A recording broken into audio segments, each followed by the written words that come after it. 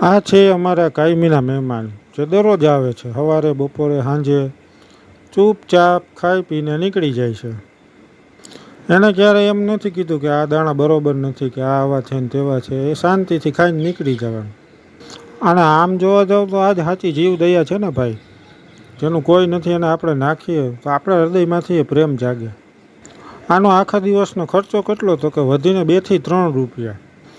માણસ તો શું છે કે માણસ તો પોતે કમાઈ લે ને ખાઈ લે, નહીં કમાય ચોરી ચકારી કરશે, લૂંટફાટ કરશે ને છેલ્લે કાંઈ નહીં આ વધે તો એ આત્મહત્યા કરી લે. પણ આ ક્યાં જાહે? આની પાસે તો કોઈ વિકલ્પ જ નથી, નથી કમાવાનો, નથી આત્મહત્યાનો. આ તો બિચારા ભૂખ્યા તડફડીને મરશે. એટલે આપણે જ આનું ધ્યાન રાખવું જોઈએ, મૂંગા પશુનું, પક્ષીનું. જો તમને એવું લાગતું હોય કે આપણે આ આખા દિવસ આ લોકોને ખવડાવવું છે દાણા, તો તમે 2 થી 3 રૂપિયાનું દાન કરી શકો છો. ઓલું બીજા તો શું છે એમ કે આખા દિવસ 500 રૂપિયાનું દાન કરો. 500 નહીં, 2 થી 3 રૂપિયાનું દાન તમે કરી અને આખો દિવસ આ લોકો ખાય, આ પશુ પક્ષી ખાઈ શકે એટલું તમે દાન કરી શકો છો. વિડીયોના અંતમાં તમને QR કોડ સ્કેન કરી અને એમાં દાન કરી શકો છો.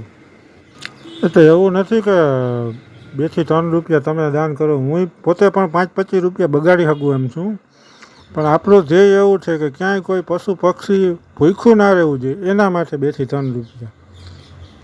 આપણું લક્ષ્ય એવું છે કે ચબૂતરા છે, પછી જ્યાં જ્યાં પક્ષીઓ આવતા હોય, કોઈ શેરીના કૂતરા છે, રખડતી ગાયું ઢોર, એના માટે પણ આપણે એક પ્રયત્ન કરવાનો છે કે આપણે એ ભૂખ્યા ના રહીએ બને ત્યાં સુધી.